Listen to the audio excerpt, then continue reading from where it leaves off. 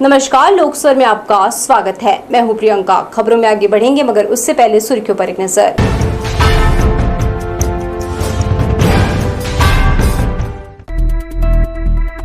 Class में बच्चों से धान चुनवाने वाला शिक्षक निलंबित, सरकारी स्कूल की शर्मनाक तस्वीर। मवेशियों के खून से भीगी सड़क, रतनपुर के बारीडीह में कुचलकर वाहन समेत चालक फरार। ठेका कंपनी की मनमानी के खिलाफ सफाई कर्मचारी हुए एकजुट, समय पर पूरा वेतन नहीं दिया तो करेंगे हड़ताल। और रेलवे ट्रैक फाटक पर सुरक्षा बरतने डिजिटल मुहिम, सोशल मीडिया पर अलर्ट इमेज और एसएमएस। तो ये थी सुर्खियां, अब खबरें विस्तार से। बच्चों से क्लास में कंकड़ चुनवाने वाले शिक्षक का वीडियो सोशल मीडिया में वायरल हो गया। वीडियो में जिला पंचायत स्थायी शिक्षा समिति के अध्यक्ष फटकार लगाते हुए दोषी सहायक शिक्षक को नसीहत देते दिखे। सोमवार सुबह यह घटना हुई और शाम को जांजगीर डीओ ने निलंबन आदेश जारी कर दिया। सरकारी स्कूल पहुंचे स्थायी शिक्षा समिति के अध्यक्ष को यहां बच्चे पढ़ाई करने के बजाय धान से कंकड़ पत्थर निकालते दिखे। शिक्षक खुद भी टेबल पर फैला धान चुन रहे थे। ये मामला बमनीडीह ब्लॉक के सिलादेही प्राथमिक स्कूल का है, जहां शिक्षक गोपी कुमार तिवारी ने चौथी और पांचवी कक्षा के छात्रों से अपने घर से लाया धान छंटवाया। बच्चों के हाथों में किताबें नहीं बल्कि प्लेट थाली में धान था, जिसमें वे करगा यानी खराब धान छाट रहे थे। औचक निरीक्षण में स्कूल पहुंचे अध्यक्ष गगन जयपुरिया ने क्लासरूम में यह शर्मनाक स्थिति देखकर शिक्षक को कड़ी फटकार लगाई। निजी घरेलू काम स्कूल में बच्चों से कराने वाले सहायक शिक्षक की हरकत कैमरे में कैद हो गई। ये देखकर घबराया शिक्षक कैमरा बंद करने की गुहार लगाता दिखा। क्या कर रहे हो? क्यों क्यों सर क्यों धान क्यों गिन रहे हो बेटा? आज ना वो जल्दी से मंगवाए धान क्यों गिन रहे हो?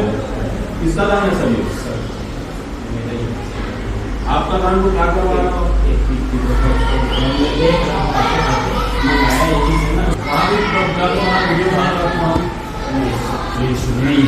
ये क्या तमाशा कर रहे हो? जिला पंचायत स्थायी शिक्षा समिति के अध्यक्ष गगन जयपुरिया ने इस पर सख्त नाराजगी जताई और वीडियो उच्च अधिकारियों को भेजकर तत्काल कार्यवाही की मांग की। बच्चे अपनी जो थालियां हैं, जो मध्याह्न भोजन की थालियां हैं, उसमें धान लेकर उस धान से छांट रहे हैं। शिक्षक भी जो वहां उपस्थित थे, सहायक शिक्षक श्री गोपी कुमार तिवारी जी, वो भी अपने जो टेबल पे धान फैला के रखे हुए। मैंने उनसे पूछा कि भैया क्या करवा रहे हो, तो उन्होंने कुछ उत्तर नहीं दिया। लेकिन बच्चों से जब मैं पूछा तो बच्चों ने कहा कि हम धान से करगा बीन रहे हैं। तो मैं बड़ा आश्चर्यचकित हुआ कि बच्चे स्कूल में पढ़ने आते हैं और टीचर उनसे ये सब काम करवा रहे हैं। बच्चों को पढ़ाना उनकी जिम्मेदारी है, प्रमुख जिम्मेदारी, उनसे पीछे हटते हैं, उसमें लापरवाही करते हैं। तो ऐसे शिक्षकों के ऊपर कड़ी से कड़ी कार्यवाही आने वाले समय में की जाएगी। अध्यक्ष की तत्परता पर प्रतिक्रिया भी जल्दी हुई। महज 6 घंटे में जांजगीर चांपा जिला शिक्षा अधिकारी AK भारद्वाज ने दोषी सहायक शिक्षक गोपी तिवारी को निलंबित कर दिया। आदेश पढ़कर शिक्षक को जरूर एहसास हुआ होगा कि उसने अपने पैरों पर कुल्हाड़ी चला दी। गंभीर लापरवाही मानकर मामले की जांच जारी है। कैमरामैन सतीश साहू के साथ दिलीप जगवानी, लोकस्वर, बिलासपुर। जिले में आयुष्मान कार्ड, एग्रीस्टेक पोर्टल और PM किसान सम्मान निधि योजनाओं में लापरवाही बरतने पर कलेक्टर ने अधिकारियों को आड़े हाथों लिया। उन्होंने स्पष्ट कार्य योजना के साथ गांव-गांव में शिविर लगाकर योजनाओं का लाभ हितग्राहियों को दिलाने के निर्देश दिए। लगभग 5 लाख लोगों के आयुष्मान कार्ड अभी भी नहीं बनाए जा सके हैं। PM किसान सम्मान निधि योजना का 19,000 किसानों को लाभ नहीं दिलाया जा सका है। इस पर कलेक्टर संजय अग्रवाल ने वंचित किसानों की सूची निकालकर उनसे व्यक्तिगत संपर्क कर 15 दिनों में EKYC सहित अन्य औपचारिकताएं पूरा करने के सख्त निर्देश दिए। कलेक्टर ने बिजली खंभों पर विज्ञापन बोर्ड टांगने वालों के विरुद्ध कार्यवाही के निर्देश भी दिए। ऐसे लोगों के खिलाफ जुर्माना लगाया जाएगा। कलेक्टर ने व्यापम द्वारा आयोजित की जाने वाली परीक्षाओं में अब सभी परीक्षार्थियों की सघन जांच करने निर्देश दिए। साथ ही आधी बाह वाले कपड़े और केवल चप्पल पहनने की अनुमति होगी। कान में किसी प्रकार के आभूषण भी नहीं पहन सकते। इस संबंध में पर्यवेक्षकों और परीक्षा केंद्र प्रभारियों को प्रशिक्षण दिलाने के निर्देश भी दिए। टीसी लेने गई छात्रा से कॉलेज में मारपीट और धमकी देने का गंभीर मामला पुलिस की जानकारी में आया है। पीड़ित छात्रा ने कार्यवाही में कोताही बरतने पर रतनपुर पुलिस की भी शिकायत एसएसपी से लिखित में की है। राजकिशोर नगर निवासी अंकिता यादव ने बीआर साव महाविद्यालय नेवसा के प्रभारी महिला प्राचार्य और एक अन्य पर गंभीर आरोप लगाए हैं। अंकिता का कहना है कि वह खेल कोटे से बीएससी की पढ़ाई कर रही थी। अंतिम वर्ष में आर्थिक कारणों से वो पढ़ाई नहीं कर सकी। इसके बाद उसने कई बार कॉलेज प्रबंधन से टीसी की मांग की, लेकिन उसे निराश लौटा दिया। पीड़िता के अनुसार 13 जुलाई को जब वह फिर से टीसी लेने के लिए कॉलेज गई, जहां रमेश साहू ने गलत नियत से धक्का मुक्की की और अंजना साहू ने उसके साथ मारपीट की। आरोप है कि दोनों ने उसे जान से मारने की धमकी दी और कॉलेज से भगा दिया। इस घटना से व्यथित होकर वो सीधे रतनपुर थाने गई, लेकिन पीड़िता का आरोप है कि पुलिस ने केवल साधारण कार्यवाही की और मामला नजरअंदाज कर दिया, जबकि उसने मारपीट और दुर्व्यवहार का वीडियो भी थाने में दिखाया था। हारकर पूरे घटनाक्रम की लिखित शिकायत उसने एसएसपी रजनीश सिंह से की है, जिसमें आरोपियों के खिलाफ कड़ी कार्यवाही की मांग की गई है। सर, मुझे मेरे टीसी के लिए कॉलेज बुलाया गया। जब मैं वहां पहुंची तो मेरे साथ वहां पे मारपीट और अभद्र व्यवहार कर, मेरे साथ धक्का मुक्की कर, जान से मारने की धमकी देकर मुझे भगाया गया कॉलेज। मैंने जब उनसे बोला कि आप पहले पैसे का डिमांड नहीं किए थे मेरे से, जब मेरे से कॉल पे बात हुआ करके, उसके बाद यहाँ पहुंचकर आप मुझे मेरे टीसी के लिए पैसे का डिमांड करें, वो तो गलत बात है। मैं उनके खिलाफ एक्शन लेने का बात की। इस बात से वो चिढ़कर मेरे ऊपर हाथ छोड़ी, मारपीट की मेरे साथ, और उनके पति द्वारा मेरे साथ धक्का मुक्की कर मुझे जान से मारने की धमकी देकर बाहर निकाला गया। रतनपुर थाना क्षेत्र के अंतर्गत सोमवार रात एक हादसा हो गया। तेज रफ्तार से आ रही एक अज्ञात हाईवा ने सड़क पर बैठे मवेशियों को रौंद डाला। हादसे में दर्जन भर मवेशियों की मौके पर ही मौत हो गई, जबकि कई अन्य घायल बताए जा रहे हैं। घटना ग्राम बारीडी के पास की है। हादसे के बाद हाईवा ड्राइवर वाहन समेत मौके से फरार हो गया। घटना के बाद ग्रामीणों में भारी आक्रोश देखने को मिला। लोगों ने प्रशासन से दोषी चालक की तत्काल गिरफ्तारी और मवेशी मालिकों को मुआवजा देने की मांग की है। इधर सूचना मिलते ही रतनपुर पुलिस मौके पर पहुंची और घायल मवेशियों के इलाज और मामले की जांच शुरू कर दी है। पुलिस आसपास के सीसीटीवी फुटेज खंगाल रही है ताकि फरार हाईवा की पहचान की जा सके। पानी बरसात के दिनों में मवेशी सूखी जगह देखकर सड़कों पर आ गए हैं, जो सर पर दौड़ते वाहन सवारों के लिए खतरनाक बनकर खड़े हुए हैं। दो सांड तो आपस में जोर आजमाइश करते हुए देखे गए। इस स्थिति में डरे सहमे राहगीर आने जाने के लिए मजबूर हैं। इन्हें सड़कों से हटाने के लिए कोई अमला नहीं है। कोटा विकासखंड के जोगीपुर में बनाया गया गो अभ्यारण्य पैसे के अभाव में पूरा नहीं हो सका है। उसका सच अब शहर की सड़कों में देखने के लिए मिल रहा है। आवारा मवेशी सड़कें सूखी होने के कारण वहीं अपना ठौर बनाने लगे हैं। सड़क पर मवेशियों और सांडों का झुंड होने के कारण वे राहगीरों के लिए खतरनाक बन गए हैं। दो सांड तो सड़क पर ही जोर आजमाइश करते रहे। इनसे बचकर आते जाते वाहन सवार किसी तरह बचकर निकलते देखे गए। गौ संरक्षण के अभाव में आवारा मवेशी सड़कों पर आकर बैठ जाते हैं। पशु विभाग इस संबंध में मवेशियों को पकड़ने का कोई प्रयास नहीं करता, क्योंकि ये काम नगर निगम पर है। कैमरामैन जय साहू के साथ किशोर श्रीवास्तव की रिपोर्ट। तारबहार अंडर ब्रिज में सोमवार रात एक तेज रफ्तार माजदा वाहन पलट गया। गनीमत रही कि हादसे में कोई जनहानि नहीं हुई, लेकिन ये सवाल जरूर खड़ा हो गया कि छोटे वाहनों के लिए बने अंडर ब्रिज से भारी वाहन आखिर कैसे गुजर रहे हैं। रेलवे ने इस अंडर ब्रिज को केवल 2 पहिया और छोटे वाहनों के लिए तैयार किया था, लेकिन बैरियर नहीं होने के कारण अब यहाँ से ट्रक, माजदा और डंपर जैसे भारी वाहन भी धड़ल्ले से गुजरते हैं। स्थानीय लोगों की मांग है कि रेलवे तत्काल संज्ञान ले और अंडर ब्रिज पर ऊंचाई प्रतिबंधक बैरियर लगाए, ताकि भविष्य में ऐसे हादसों को रोका जा सके।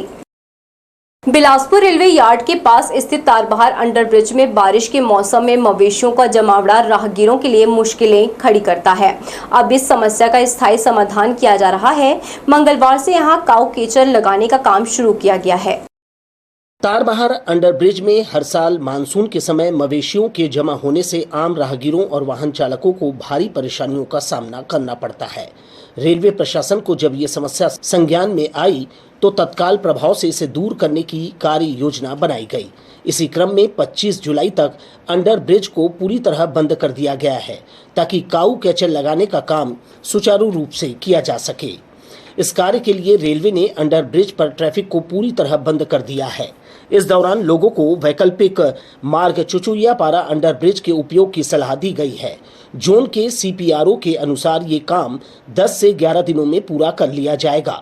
इसके साथ साथ अंडर ब्रिज में जल भराव जैसी समस्या को भी ध्यान में रखते हुए जल निकासी की व्यवस्था की जा रही है।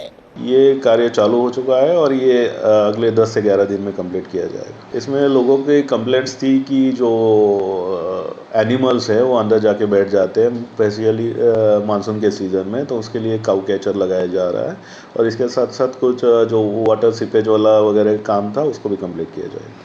हालांकि इस दौरान लोगों को थोड़ी असुविधा जरूर होगी, लेकिन रेलवे ने साफ किया है कि ये काम आम जनता की सुविधा और सुरक्षा को ध्यान में रखकर किया जा रहा है। रेलवे प्रशासन ने आम नागरिकों से अपील की है कि वे कार्य की अवधि में सहयोग करें और वैकल्पिक मार्ग का प्रयोग करें। इस असुविधा के लिए उसने खेद प्रकट किया है। लोक स्वर के लिए कैमरामैन जयेंद्र गोले के साथ भूपेंद्र राठौर की रिपोर्ट। शहर में साफ सफाई करने वाले कर्मचारियों ने ठेका कंपनी लायंस के खिलाफ मोर्चा खोल दिया है। वे महीने की एक निश्चित तारीख को वेतन देने की मांग कर रहे हैं। भारतीय जनता मजदूर ट्रेड यूनियन द्वारा तिलक नगर के कोनहेर गार्डन में पंडाल लगाकर प्रदर्शन किया। यहां सुरक्षा की दृष्टि से पुलिस भी तैनात थी। भारतीय जनता मजदूर ट्रेड यूनियन के बैनर तले सफाई कर्मचारियों ने समय पर वेतन नहीं देने के मुद्दे को लेकर प्रदर्शन किया। उन्होंने तिलक नगर के कोनहेर गार्डन में टेंट लगाकर नारेबाजी कर रोष जताया। कंपनी द्वारा सफाई कर्मचारियों को किसी भी महीने एक निश्चित तारीख को वेतन नहीं दिया जाता। लायंस सर्विस लिमिटेड जो कंपनी है, निगम द्वारा इनको टेंडर प्राप्त किया गया है। दिल्ली की यह संस्थान है। तो 1500 लगभग कर्मचारी हैं जो बिलासपुर की स्वच्छता व्यवस्था को दुरुस्त करने के लिए अपना अपना योगदान देते हैं, लेकिन इनके तनख्वाह को महीने के शुरुआत में न देकर महीने के अंत में दिया जाता है। लगभग 25 से 30 दिन की देरी से दिया जाता है। तो इसी बात को लेकर आज यहाँ पे सब लोगों ने सांकेतिक प्रदर्शन किया है। जिस प्रकार प्रदूषण फैला जा रहा है, उनका सफाई करने का काम ये कर्मचारी करते हैं, लेकिन उनको सही समय से पेमेंट नहीं मिल पाता है। सही समय में उनका ये हालत हो जाता है कि अगर वो बीमार है, उनका तबीयत खराब है, तो भी उनका पेमेंट रोज ही काट दिया जाता है। और तो और ये भी हाल है कि पेमेंट भी सही समय से ना मिलने का कारण भी है कि ठेकेदार द्वारा या पेमेंट काट लिया जाता है या वो अंदर कर लिया जाता है, तो वही जानते हैं। स्वास्थ्यगत कारणों से अनुपस्थित रहने वाले कर्मचारियों के कई दिनों का वेतन काटना आम बात हो गई है। इससे कर्मचारी परेशान बताए जाते हैं। उन्होंने कंपनी की मनमानी के विरोध में प्रदर्शन किया। मांगे नहीं मानने पर कर्मचारियों ने उग्र प्रदर्शन की चेतावनी दी है। लोक स्वर के लिए कैमरामैन जय साहू के साथ किशोर श्रीवास्तव की रिपोर्ट। प्रदेश में बढ़ते बिजली दर को लेकर प्रदेश अध्यक्ष के निर्देश पर जिला स्तरीय पत्रकार वार्ता का आयोजन कांग्रेस भवन में किया गया। पत्रकारों से रूबरू होते हुए जिलाध्यक्ष घनश्याम वर्मा ने कहा कि राज्य सरकार द्वारा बिजली दरों में की गई अत्यधिक वृद्धि के खिलाफ कांग्रेस पार्टी ने अब आर पार की लड़ाई का ऐलान कर दिया है। आम जनता और किसानों पर लादी गई इस आर्थिक बिजली की मार के विरोध में जिला कांग्रेस कमेटी मुंगेली द्वारा बिजली न्याय आंदोलन की शुरुआत की जा रही है। जिले के तीनों ब्लॉक को लोरमी में 16 जुलाई, पथरिया में 17 और जरहा गांव में 18 जुलाई को कांग्रेस आंदोलन करेगी। कांग्रेस ने स्पष्ट किया है कि यह राजनीतिक विरोध नहीं बल्कि जनता को न्याय दिलाने की लड़ाई है, जो तब तक जारी रहेगी जब तक सरकार बिजली दर वृद्धि को वापस नहीं लेती। 5 साल भूपेश बघेल जी की सरकार थी, कांग्रेस की सरकार थी, तो 5 साल में हमने सिर्फ 2 पैसे की बढ़ोतरी की और अभी 1.5 साल के कार्यकाल में 80 पैसे की बढ़ोतरी हुई है। इसी को लेकर के आज हम लोगों ने प्रेस कॉन्फ्रेंस किया है। सीपत थाना क्षेत्र के ग्राम कुली में सरपंच और सचिव पर हमले के मामले में पुलिस ने 2 आरोपियों चंद्रमणि ठाकुर उर्फ मोना और सरदार सिंह को गिरफ्तार किया है। यह पूरा मामला ग्राम सभा के दौरान मछली ठेका विवाद से जुड़ी है। आरोपियों ने पहले सरपंच को धमकी दी और फिर रात में सरपंच के घर जाकर सचिव पर हमला कर दिया। दोनों के खिलाफ बीएनएस की गंभीर धाराओं के तहत मामला दर्ज किया गया है। एक आरोपी को जेल भेजा गया है, जबकि दूसरे को कोर्ट में पेश किया जाएगा। ग्राम कुली के सरपंच सचिव के ऊपर हमला के मामले में 2 आरोपियों को गिरफ्तार किया गया है। सरदार सिंह को अरेस्ट कर लिया गया है तथा चंद्रमणि उर्फ मोना ठाकुर को अरेस्ट करकर यहाँ की मान पर भेज दिया गया है। रेलवे ट्रैक पार करना, चलती ट्रेन में चढ़ना या फिर बंद फाटक पार करने जैसे खतरे भरे काम कई बार जानलेवा साबित होते हैं। इससे बचने दक्षिण पूर्व मध्य रेलवे विशेष जागरूकता अभियान चला रहा है ताकि लोगों को सतर्क किया जा सके। दक्षिण पूर्व मध्य रेलवे ने आम लोगों को जागरूक करने के लिए एक व्यापक अभियान शुरू किया है। इसमें खास बात यह है कि रेलवे कार्टून इमेजेस और सोशल मीडिया पोस्ट के जरिए सीधे लोगों तक अपना संदेश पहुंचा रहा है। उसके द्वारा इन इमेजेस में बताया गया है कि चलती ट्रेन में चढ़ना, बंद फाटक से गुजरना या ट्रैक पार करते समय लापरवाही बरतना गंभीर अपराध है जो आपकी जान जोखिम में डाल सकता है। इस अभियान के तहत रेलवे SMS के माध्यम से भी लोगों को अलर्ट कर रहा है। जोन के प्रमुख जनसंपर्क अधिकारी के मुताबिक अवेयरनेस कैंपेन साल भर चलाए जाते हैं। कुछ चुनिंदा स्टेशनों और क्षेत्रों को इसके लिए नामित भी किया जाता है। ये अवेयरनेस कैंपेन रहते हैं, ये साल भर रेलवे करती रहती है और कुछ वीक्स भी इसके लिए नॉमिनेट किए जाते हैं। ये बेसिकली अवेयरनेस कैंपेन है, लोगों को बताने के लिए कि आप ये चीज़ें ना करें। जैसे फाटक है, अगर फाटक क्लोज हो गया और ट्रेन आने वाली तो क्रॉस ना करें। तो क्योंकि अगर ट्रेन आ गई और कोई क्रॉस कर रहा है तो एक्सीडेंट भी हो सकता है, उसमें आदमियों की जान भी जा सकती है, जो कि अलाउड नहीं है। एक तो रूल तोड़ रहा है कि फाटक अगर बंद है तो जाना नहीं है, और दूसरा है जैसे ट्रेस पासिंग होती है, स्टेशन में FOB होते हुए भी लोग ट्रैक क्रॉस करते हुए दिखते हैं, वो नहीं करना चाहिए। इस मुहिम का मकसद साफ है कि लोगों को यह समझाना नियम तोड़ना केवल गैर कानूनी ही नहीं बल्कि जानलेवा भी हो सकता है। उदाहरण के तौर पर यदि कोई व्यक्ति बंद फाटक पार करता है और तभी ट्रेन आ जाए तो इससे बड़ा हादसा हो सकता है। यही नहीं, कई लोग स्टेशन परिसर में बने FOB की जगह सीधे ट्रैक पार करते हैं जो बेहद खतरनाक है। रेलवे का यह भी कहना है कि यात्रियों की सुरक्षा सिर्फ उनकी अपनी ही जिम्मेदारी नहीं है बल्कि उनके परिवार की भी। ऐसे में सभी को चाहिए कि वे नियमों का पालन करें और सुरक्षित यात्रा करें। आपको एक प्लेटफॉर्म से दूसरे जाना है तो FOB का यूज़ करें, तो इसमें उनकी सेफ्टी है और इसके साथ साथ उनके घर वालों की भी सेफ्टी है। तो ये बताने के लिए रेलवे अवेयरनेस कैंपेन करता रहता है। रिसेंटली हमने ये ELC गेट का अवेयरनेस कैंपेन किया था और हम कुछ सेफ्टी वाले टेक्स्ट मैसेजेस भी कॉमन पीपल को भेज रहे हैं कि आप ये चीज़ें ना करें। और ये जैसे सोशल मीडिया पे भी हम लोग इसको स्प्रेड करते हैं, तो ज़्यादा से ज़्यादा लोग इससे अवेयर हो जाए और ये चीज़ें ना करें, क्योंकि इसमें आपकी सेफ्टी के साथ साथ आपके घर वालों की भी सेफ्टी है। रेलवे समय समय पर ऐसे अभियानों के जरिए लोगों को जागरूक करता है। इससे पहले भी रेलवे ने सिगरेट सेवन और कूड़ा फेंकने जैसी बुराइयों के खिलाफ भी अवेयरनेस कैंपेन चलाए थे। अब ये नया अभियान digital messaging, SMS, social media और ग्राफिक्स कंटेंट के जरिए लोगों तक पहुंचाया जा रहा है ताकि रेलवे परिसर में होने वाली दुर्घटनाओं को न्यूनतम किया जा सके। लोक स्वर के लिए कैमरामैन जयेंद्र गोले के साथ भूपेंद्र राठौर की रिपोर्ट। जांजगीर चांपा जिले के पामगढ़ क्षेत्र से एक दिल दहला देने वाली खबर सामने आई है, जहां एक 4 महीने की मासूम बच्ची की रहस्यमय परिस्थितियों में मौत हो गई। धारशिव गांव में उस वक्त सनसनी फैल गई जब बच्ची दोपहर में मां के साथ सोते हुए अचानक गायब हो गई। परिजनों ने गांव वालों के साथ मिलकर तलाश शुरू की। कुछ ही घंटों बाद बच्ची का शव घर के पीछे एक गड्ढे में पानी में तैरता हुआ मिला। घटना की सूचना मिलते ही पुलिस मौके पर पहुंची। शुरुआती जाँच में अपहरण और हत्या की आशंका जताई जा रही है। पुलिस ने अज्ञात आरोपी के खिलाफ अपहरण और हत्या की धाराओं में मामला दर्ज कर लिया है। पोस्टमार्टम रिपोर्ट का इंतजार किया जा रहा है। ग्रामीणों ने दोषियों की जल्द गिरफ्तारी और सख्त सजा की मांग की है। मासूम की रहस्यमयी मौत ने पूरे गांव को हिलाकर रख दिया है।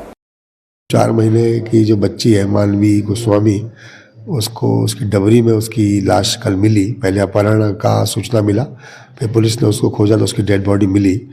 उस आधार पे जो है पुलिस ने हत्या का अपराध पंजीबद्ध करके उसी पहलू से विशेष टीम का गठन किया गया है और इसमें जो है हर एंगल की जांच की जा रही है कि किसका इन्वॉल्वमेंट हो सकता है, बच्ची को मारने के पीछे क्या मोटिव, क्या उद्देश्य हो सकता है और उससे किसको फ़ायदा होगा।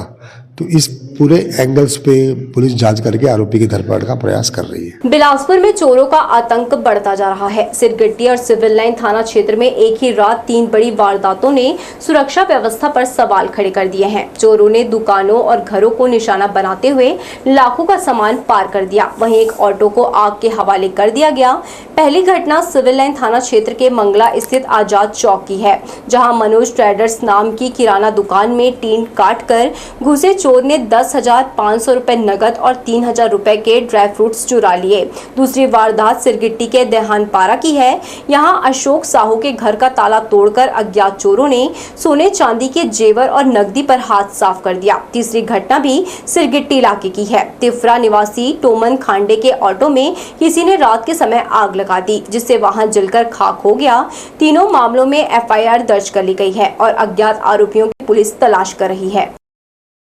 वहाँ कोई अज्ञात चोर जो टीने का सेट है उधर से हटाकर घुसकर उसमें रखे कुछ ड्राई फ्रूट जो कीमती करीबन 3,000 की और केस लगभग 10,500 की, कुल कीमती लगभग 13,500 का अज्ञात चोर ने चोरी कर ले गया है, जिसमें चोरी का नकबजनी का मामला दर्ज कर जांच में लिया गया। केंद्रीय जेल में अधिकारी सब कुछ ठीक होने का दावा कर रहे हैं, लेकिन कुछ पुलिस वालों द्वारा चलाए जा रहे किराना दुकान का ही माल जेल के भीतर जा रहा है। यह दुकान पुलिस लाइन परिसर में संचालित है। हर दिन मिलीभगत से लाखों का सामान शिक्षकों के पीछे खपाया जा रहा है।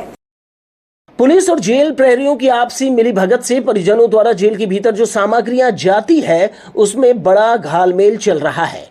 इन्हीं दुकानों से खरीदा गया विशेष ब्रांड का सेव, मिक्सचर, किराना सामान जेल के भीतर जाता है। ये अवैध दुकानें भी पुलिस लाइन परिसर में संचालित हैं, जिसे पुलिस वालों के परिजन अवैध रूप से चलाते हैं। यहाँ का मुलाकात से संबंधित मुलाकात तो लगभग जो भी वर्किंग डे होता है सुबह 8 बजे से लगभग 1:30 बजे या 2 बजे तक जो बंदी मुलाकात हो जाते हैं। कोई लेट आते हैं तो जेल अधीक्षक से आवेदन अगर देते हैं तो उनको भी मुलाकात कराया जाता है। स्वतंत्रता दिवस में तो झांकी तो निर्मित होती नहीं, झांकी निर्मित होती है तो बंदी द्वारा झांकी बनाए जाते हैं गणतंत्र दिवस में जो होता है। बाकी यहाँ से स्वतंत्रता दिवस में जो जेल के बैंड है बंदी लोग जो बजाते हैं वहाँ पे पुलिस ग्राउंड में बजाने जाते हैं। इसके अलावा विशेष शासन से या कलेक्टर महोदय से जो भी निर्देश प्राप्त होगा बाद में अवगत कराया जाएगा। जेल के अफसर पूछे जाने पर बताते हैं कि आम दिनों में होने वाला मुलाकात सामान्य रूप से जारी है। देखने से ऊपर से सब कुछ ठीक नजर आता है, लेकिन जेल परिसर के बाहर मुलाकातियों का मेला लगा हुआ है। इसी मिलीभगत के चलते जेल परिसर में चल रहे किराना दुकान को बंद करना पड़ा है। लोकस्वर के लिए कैमरामैन जय साहू के साथ किशोर श्रीवास्तव की रिपोर्ट। शहर की सिटी बसें इन दिनों अंतिम सांसें ले रही है। ज्यादातर बसें कोनी के हाईटेक बस स्टैंड में कबाड़ की शक्ल में पड़ी हुई है। शहरी यातायात के लिए केवल 11 सिटी बसें चल रही हैं। बस चलाने वाले ऑपरेटरों को कई महीने से वेतन तक नहीं दिया जा सका है। अर्बन परिवहन सोसाइटी इन दिनों अपनी अंतिम सांसें ले रहा है। कोनी के हाईटेक बस स्टैंड परिसर में सारी बसें कंडम हालत में खड़ी है। बसों के टायर से लेकर तमाम जरूरी पार्ट्स गायब हो गए हैं। केवल 11 बसें अलग अलग मार्गों पर चल रही हैं। इसमें खासकर स्टेशन और तिफरा बस स्टैंड आने जाने के लिए समय पर चलने वाली सिटी बसें नहीं हैं। मजेदार बात यह है कि ज्यादातर बसें क्षेत्रीय विधायकों के दबाव में उनके विधानसभा क्षेत्र के ग्रामीण क्षेत्रों में चल रही है, जिसके कारण शहर के यात्री महंगे दरों पर ऑटो की सवारी करने के लिए मजबूर हैं। तड़के, सुबह और देर रात शहर आने वाले यात्रियों को मुंह मांगा किराया देने की बाध्यता बनी हुई है। लोकस्वर के लिए कैमरामैन जय साहू के साथ किशोर श्रीवास्तव की रिपोर्ट। शासकीय पॉलिटेक्निक महाविद्यालय में कंप्यूटर साइंस और इंफॉर्मेशन टेक्नोलॉजी में प्रवेश के लिए मारामारी है। दरअसल 2 वर्ष में जितनी भी छात्राएं पास हुई हैं सभी को रोजगार मिल चुका है। 2025-26 सत्र के लिए यहां प्रवेश परीक्षा PPT के माध्यम से की जाती है। शासकीय कन्या पॉलिटेक्निक महाविद्यालय में 2 सत्रों में प्रवेश प्रारंभ है। जिन छात्राओं की कंप्यूटर साइंस और इंफॉर्मेशन टेक्नोलॉजी में एडमिशन हुआ है उनकी नियमित कक्षाएं 22-23 जुलाई से शुरू हो जाएंगी। ये पॉलिटेक्निक महाविद्यालय यहां से पास आउट होने वाली छात्राओं को 100% प्लेसमेंट की गारंटी दे रहा है। 2 वर्षों में यहां से पॉलिटेक्निक कर निकले छात्राओं में कोई भी बेरोजगार नहीं है। सर ये शासकीय पॉलिटेक्निक संस्था है। यहाँ पे 3 ब्रांचेस हैं। एक कंप्यूटर साइंस है जिसमें 45 सीट है, और इलेक्ट्रॉनिक्स एंड टेलीकम्युनिकेशन है जिसमें 23 सीट्स है, और आईटी ब्रांच है इंफॉर्मेशन टेक्नोलॉजी जिसमें 23 सीट्स है। जिसमें सर एडमिशन जो है फर्स्ट ईयर पे पीपीटी एग्ज़ाम के आधार पे होता है। तो स्टूडेंट्स को पीपीटी एग्ज़ाम देना होता है। उसके बाद जब इसका स्कोर कार्ड आता है तो उनको रजिस्ट्रेशन करना होता है। फिर रजिस्ट्रेशन के बाद उनका अलॉटमेंट आता है। उस अलॉटमेंट के बाद फिर उनको प्रवेश लेना पड़ता है। लेकिन यहाँ भी समस्याएं हैं। करोड़ों रुपए की बिल्डिंग तो बनकर तैयार है, लेकिन आने जाने के लिए कच्चा रास्ता है, जिससे छात्राओं से लेकर अधिकारियों और कर्मचारियों को दिक्कतों का सामना करना पड़ रहा है। लोक स्वर के लिए कैमरामैन जय साहू के साथ किशोर श्रीवास्तव की रिपोर्ट। संभाग के सबसे बड़े कन्या महाविद्यालय में प्रथम वर्ष के लिए प्रवेश की शेष बची सीटें ओपन कर दी गई हैं। इन सीटों पर पहले आया पहले पाया की तर्ज पर प्रवेश दिया जा रहा है। इसमें वे छात्राएं शामिल हैं जिन्हें अच्छे मार्क्स नहीं मिल सके हैं। BA, BCom, computer science, home science की 70% सीटें भर गई है। शासकीय बिलासा कन्या महाविद्यालय संभाग का सबसे बड़ा महाविद्यालय है, जहां 2500 से भी अधिक छात्राएं अध्ययनरत हैं। सत्र 2025-26 के लिए 1680 क्षमता वाले प्रथम वर्ष की कक्षाओं के लिए 70% सीटें भरने के बाद शेष सीटों को ओपन कर दिया गया है। यानी एडमिशन से वंचित छात्राओं के लिए प्रथम आया प्रथम पाया की नीति लागू की गई है। हमने मेरिट लिस्ट को 2 बार निकाला, और 2 बार निकालने के बाद हमने प्रवेश को पूरी तरह से ओपन कर दिया है। तो ओपन करने के बाद हमारा बीएससी बायो में ही सीट लगभग भर पाए हैं। बाकी सभी BA, BSc microbiology, biotech, home science, BCom और कंप्यूटर एप्लीकेशन में भी सीट जो है 30% लगभग अभी खाली है। तो हम अभी प्रवेश को पूरी तरह से ओपन कर दिया है। अगर किसी ने पंजीयन नहीं भी कराया है तो भी हम उसको ऑफलाइन पंजीकृत करके प्रवेश दे रहे हैं। यहाँ BA, BCom, computer science, home science की प्रथम वर्ष की 70% सीटें भर गई है। बाकी 30% सीटों को भरने के लिए सभी सीटों को ओपन कर दिया गया है, जिसमें कम प्रतिशत वाली छात्राओं को प्रवेश दे दिया जाएगा। इसे अंचल की बालिका शिक्षा के लिए अच्छा कदम माना जा रहा है। लोक स्वर के लिए कैमरामैन जय साहू के साथ किशोर श्रीवास्तव की रिपोर्ट।